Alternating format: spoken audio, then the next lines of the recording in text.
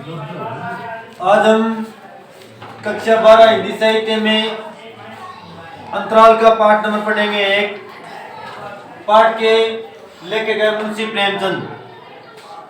इनके बारे में पहले भी हम बहुत बार पढ़ चुके हैं और पाठ का नाम है सूरदास की झोपड़ी।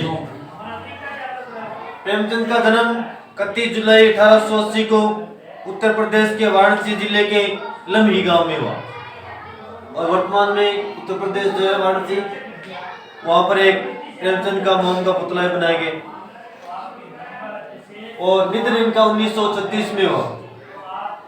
इनकी प्रमुख रचनाएं हैं, पूरा जो इनको काव्य है वो मानसरोवर के 8 भागों में लिखा हुआ है।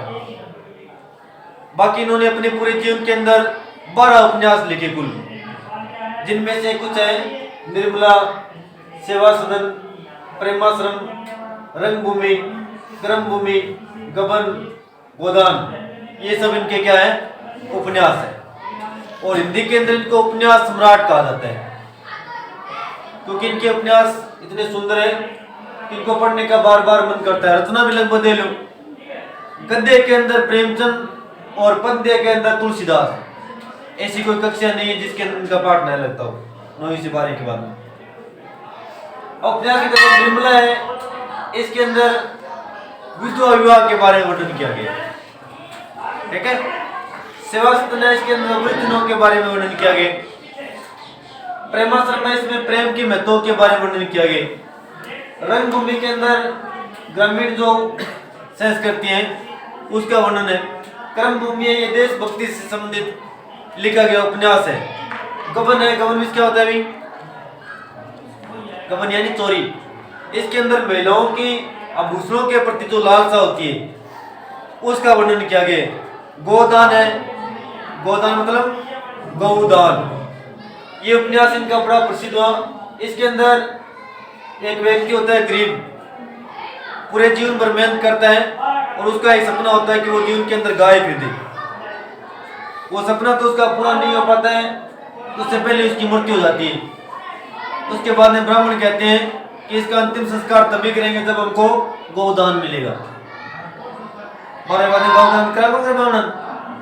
फिर उसकी पत्नी को उसके जितनी भी मेहनत के पैसे होते हैं, जमीन होती है, वो सब बेच कर ब्राह्मण को गाय देनी पड़ती है। इस तरह का प्रयास है गोदान।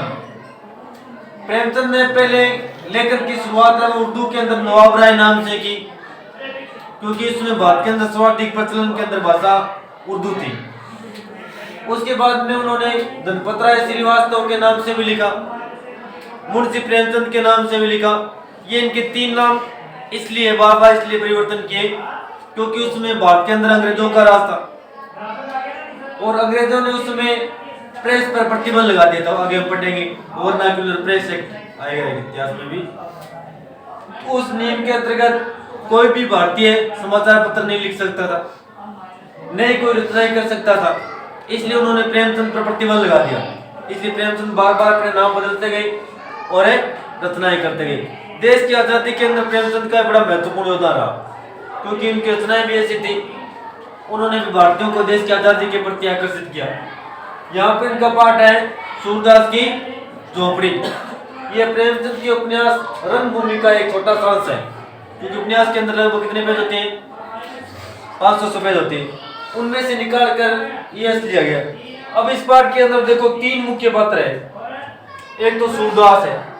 अब सूरदास नाम से ही पता चल रहा है, सूरदास किसी कहते भी है, हाँ, जो व्यक्ति आंखों से अंधा हो, एक तो सूरदास है। एक भैरव है, भैरव है, उसकी पत्नी है सुभागी।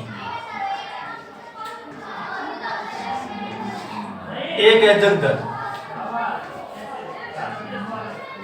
मुख्य रूप से 4 पात्र है इस पाठ के अंदर। सूरदास है, ये एक अंधा व्यक्ति है गांव के अंदर और ये भीख मांग कर जीवन यापन करता है।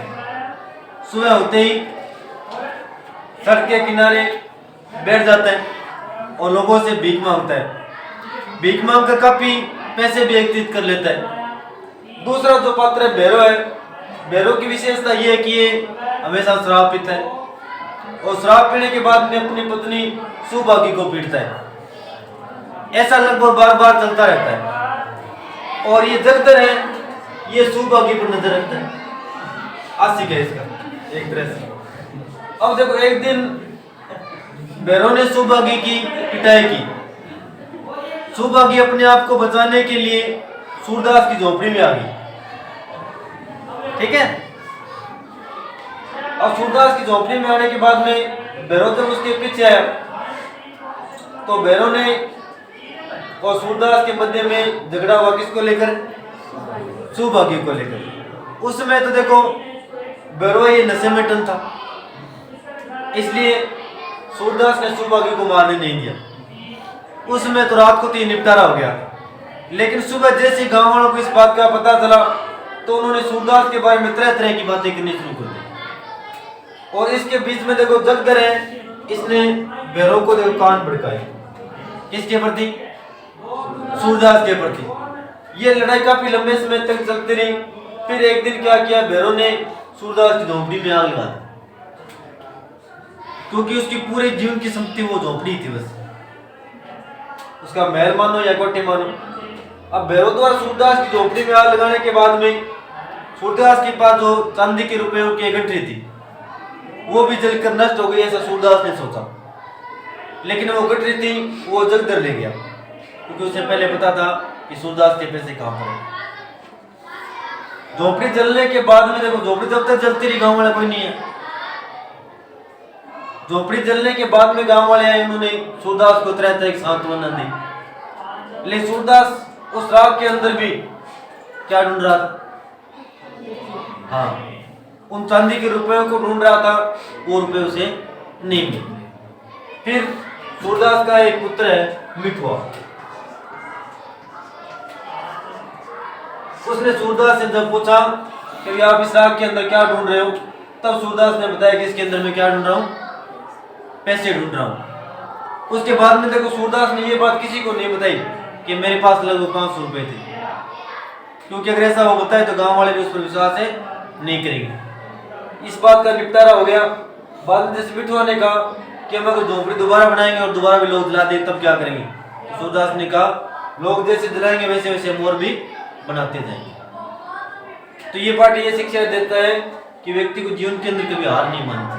जैसे सूरदास झोपड़ी जला दी, फिर उसने दोबारा बना लिया, हार नहीं मानी। इस तरह का ये पाठ है। ठीक है।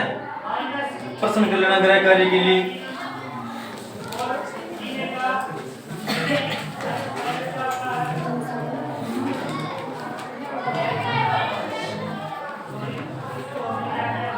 एक नंबर, 3 नंबर है ये प्रश्न, पक्का याद कर लेना। 1, 3, 5 नंबर और 7 नंबर ये प्रश्न कर लेना। काल ये पाठ पूरा करा देंगे। ठीक है।